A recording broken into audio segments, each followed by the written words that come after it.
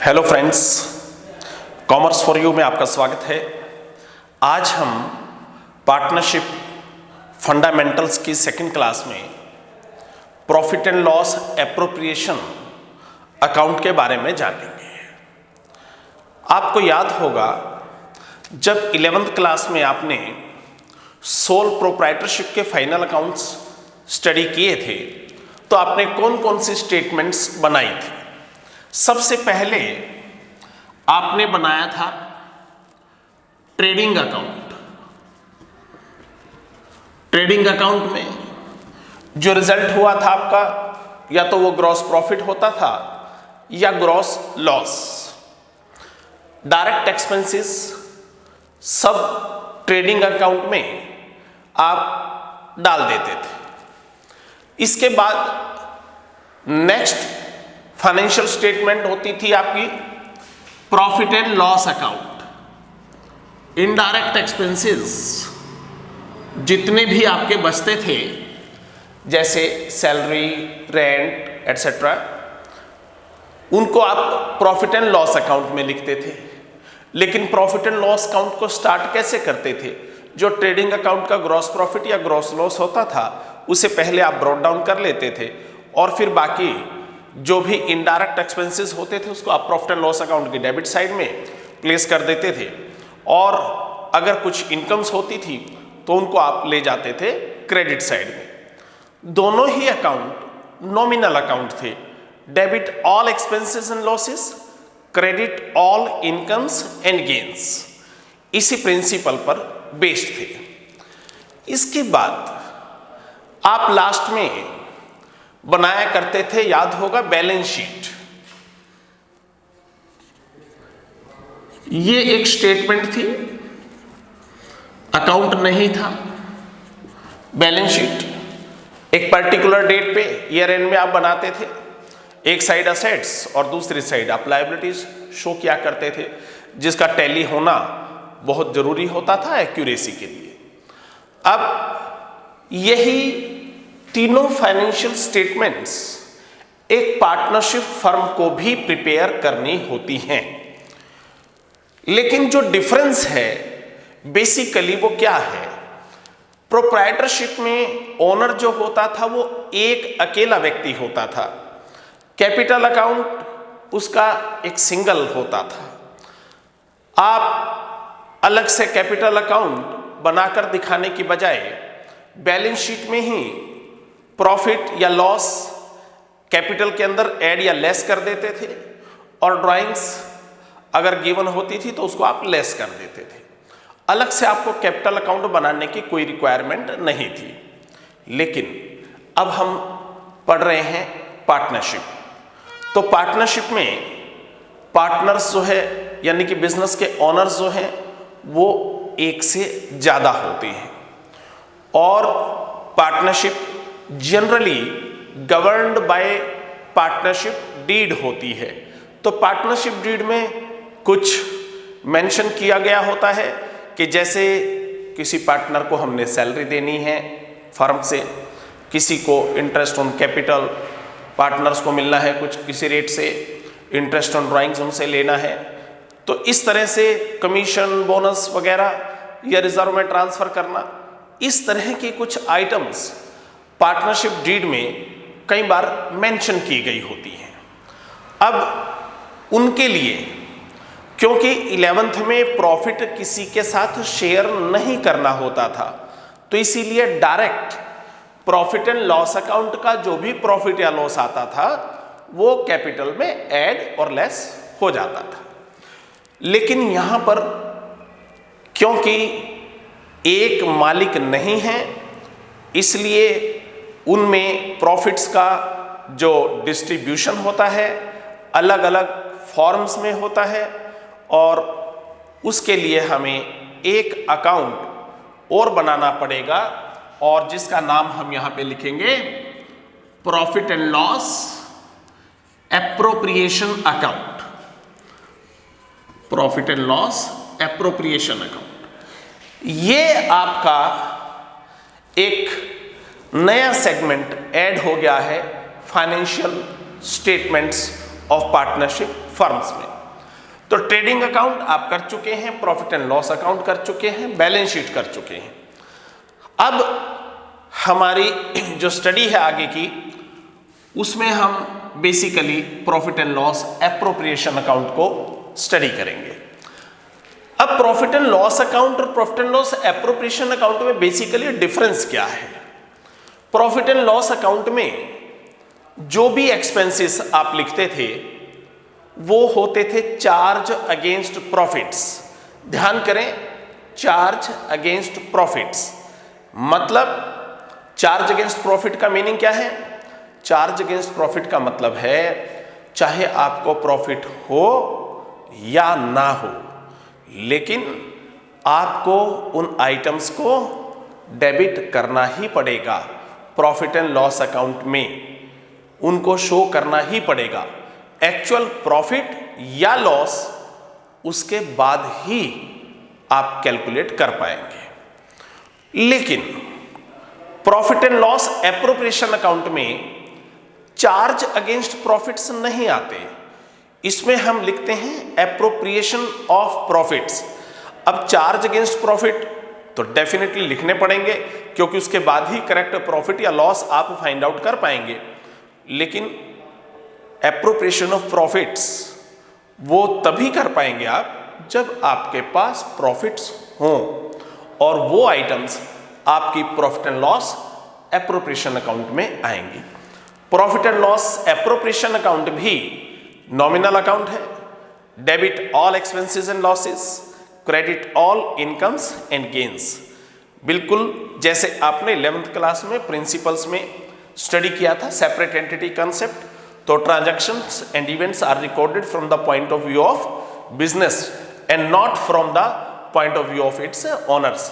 तो यहाँ खर्चे जो होंगे वो बिजनेस यानी कि पार्टनरशिप फर्म के पॉइंट ऑफ व्यू से जो होंगे उनको आप डेबिट में मेंशन करेंगे, और जो इनकम होंगी फर्म के पॉइंट ऑफ व्यू से उनको आप क्रेडिट में लिखेंगे।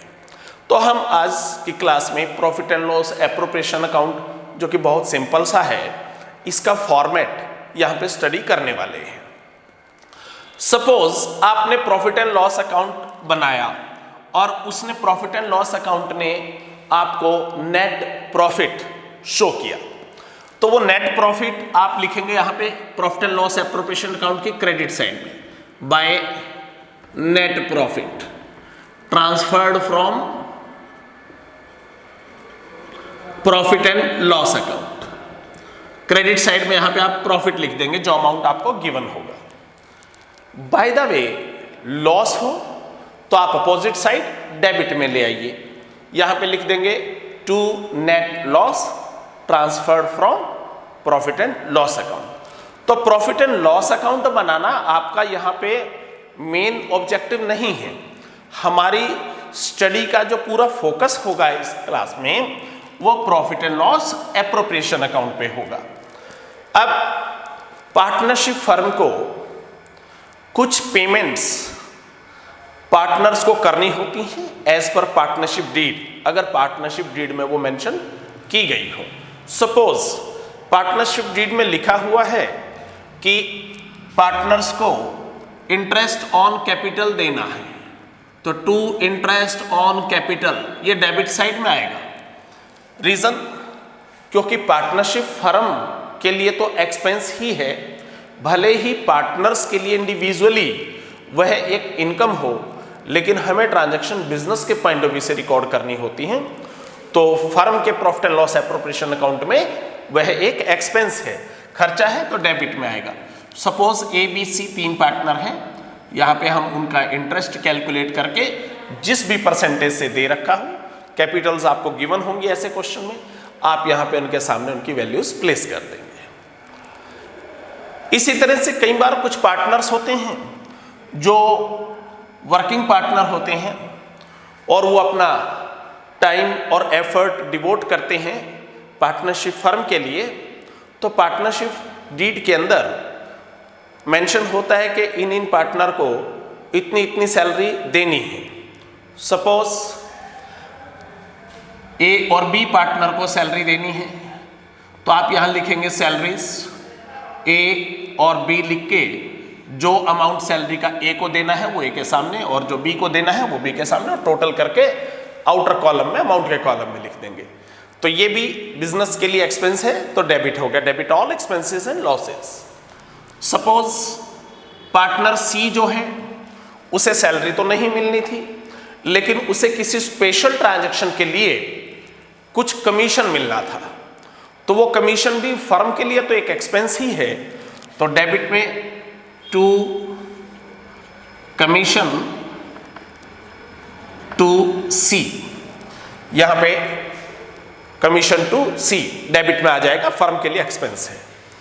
सपोज किसी पार्टनर को किसी ट्रांजैक्शन के लिए बोनस के नाम से कुछ इंसेंटिव देना हो फर्म के लिए, तो ये भी एक्सपेंस है, तो यहां लिखा जाएगा to bonus to, suppose partner B को देना है, जो भी पार्टनर हो उसके नाम से यहां पे आप लिख देंगे बोनस टू सी।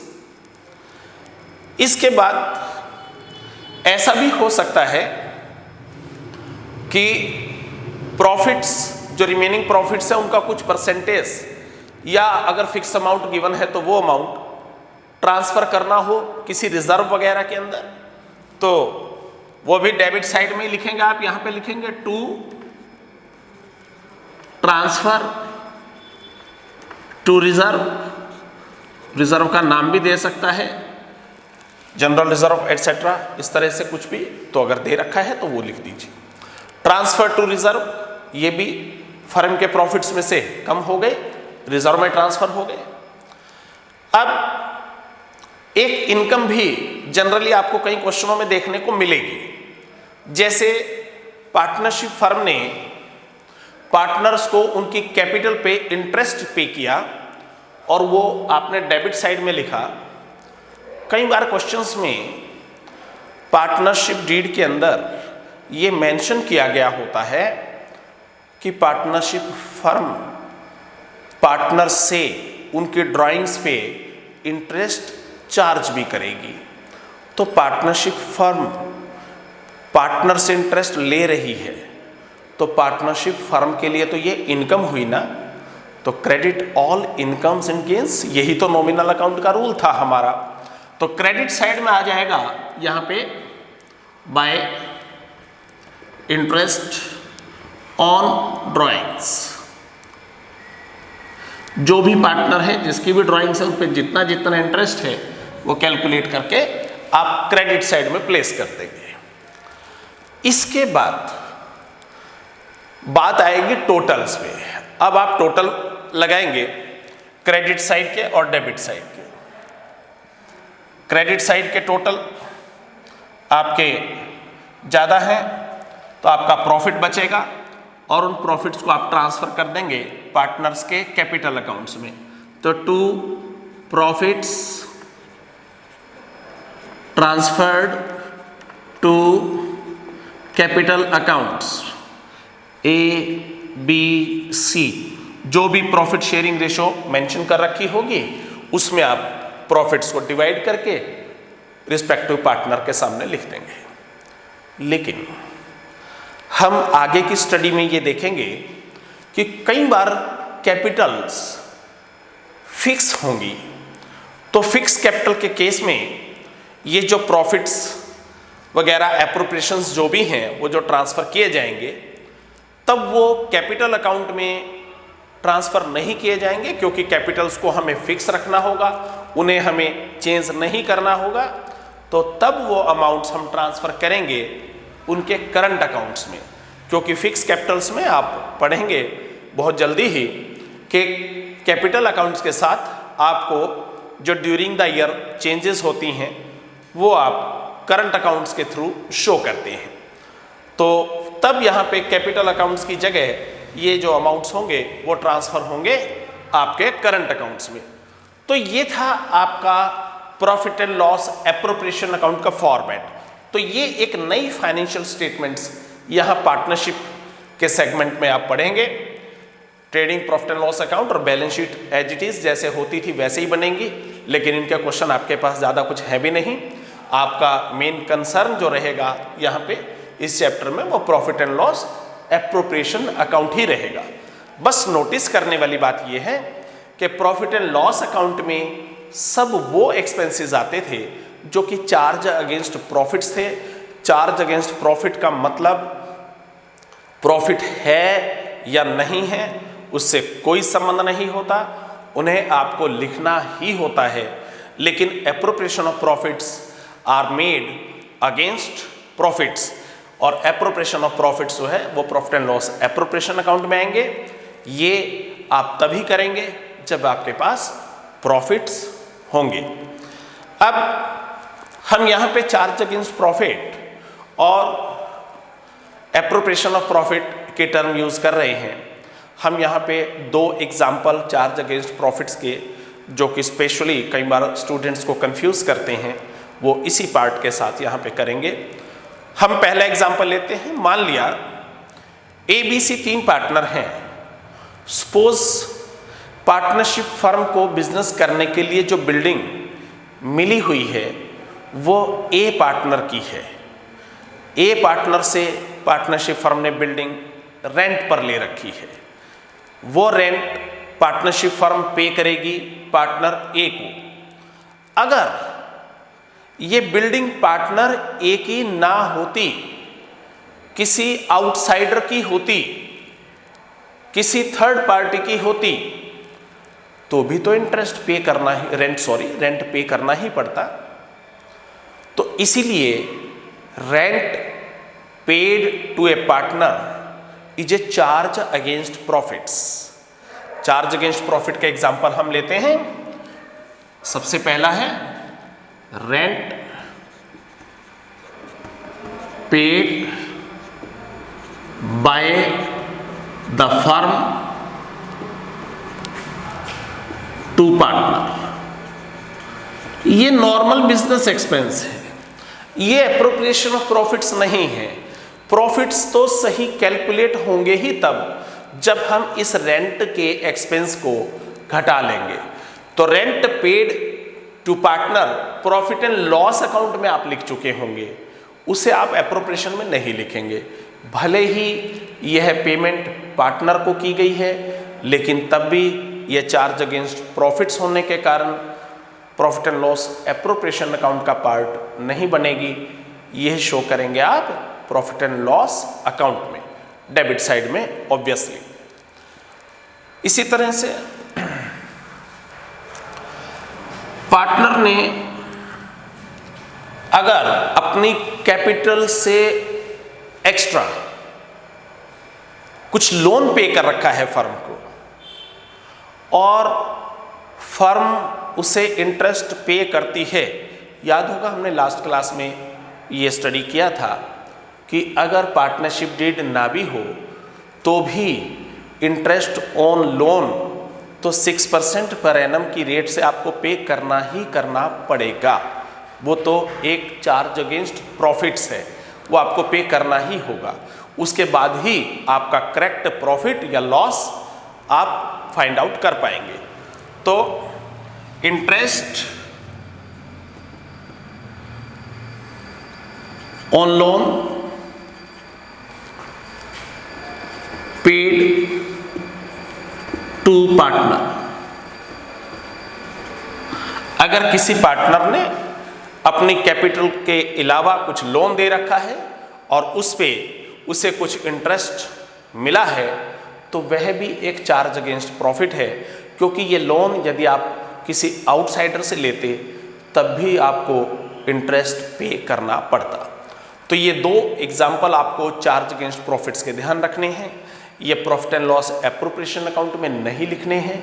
भले ही पेमेंट फर्म कर रही है और पार्टनर को कर रही है, तब भी इन्हें एप्रोप्रिएशन ऑफ प्रॉफिट्स नहीं कहा जाता। ये तो आपको पे करने ही होंगे चाहे प्रॉफिट है या नहीं है। तो इसीलिए हम इनको एप्रोप्रिएशन ऑफ प्रॉफिट्स में शामिल नहीं करेंगे। इनको बोलते हैं हम चार्ज अगेंस्ट प्रॉफिट्स। बाकी जो आइटम्स आप देख रहे हैं profit and loss appropriation account में, ये सब एप्रोप्रिएशन ऑफ प्रॉफिट्स के एग्जाम्पल्स हैं। यहाँ पे चलते चलते एक छोटा सा point tip of the day मैं आपको और मेंशन कर दूं, जो कि पार्टनरशिप के आगे तक के सभी चैप्टर्स में आपके लिए बहुत इम्पोर्टेंट रहेगी, और वो पॉइंट है इंटरेस्ट ऑन ड्राइंग्स के संबंध में। कई बार आपको क्वेश्चनों में देखने को मिलेगा कि ड्राइंग्स का अमाउंट तो गिवन होगा कि ए पार्टनर ने इतनी ड्राइंग्स की, बी ने इतनी, सी ने इतनी, वो ड्राइंग्स के अमाउंट तो आपको मेंशन कर देगा। रेट ऑफ इंटरेस्ट भी गिवन होगी, लेकिन हमें याद होगा इंटरेस्ट कैलकुलेट जब आप किया करते थे तो इंटरेस्ट कैलकुलेट करने के लिए हमें 3 एलिमेंट्स जो हैं उनकी आवश्यकता होती है। सबसे पहले प्रिंसिपल अमाउंट, जो कि ड्राइंग्स का अमाउंट होगा। सेकंड, रेट ऑफ इंटरेस्ट, किस ब्याज की दर से इंटरेस्ट पे करना है, क्या ब्याज की दर होगी, वो भी आपको क्वेश्चन में गिवन होगी। और थर्ड, वो पीरियड ऑफ टाइम जिसके लिए आपको इंटरेस्ट पे करना है। यहां पे आपको बस पीरियड ऑफ टाइम जो है ना वो गिवन नहीं होगा। अगर किसी क्वेश्चन में इस तरह से आता है कि ड्राइंग्स का पीरियड नहीं बता रखा है, date of drawings is not given, तो आप पहले पूरे वर्ष का या पूरे पीरियड का इंटरेस्ट कैलकुलेट करें ड्राइंग्स पे, और उसके बाद उसको एवरेज यानी कि हाफ कर दें, आधा कर दें, क्योंकि आप ये मान के चलेंगे कि drawings were made in the middle of the year. नहीं आप बिगिनिंग में कंसीडर करेंगे ड्राइंग्स को, और नहीं आप उसको एंड में कंसीडर करेंगे। तो इस तरह से ये एक वाइटल पॉइंट है, मैं नोट के रूप में यहाँ पे मेंशन कर रहा हूँ, आप ध्यान करेंगे। नोट ये सभी आगे के चैप्टर्स में आपके लिए बहुत हेल्पफुल होगा। If date of drawings is not given, अगर ड्राइंग्स की डेट ना बता रखी हो, then interest on drawings shall be halved, आधा कर देंगे, shall be halved, उसको आप आधा कर दें। तो इस पॉइंट को आप बहुत ध्यान रखें। बहुत से क्वेश्चंस में आपको इस चैप्टर में भी ये देखने को मिलेगा, और जो बाकी हमारी स्टडी का पार्ट होंगे, जो रिमेनिंग चैप्टर्स पार्टनरशिप के, उनमें भी कई बार ये पॉइंट आपके सामने आएगा। Thanks for watching this class. हमारे साथ बने रहिए, सब्सक्राइब करते रहिए चैनल को। Thank you.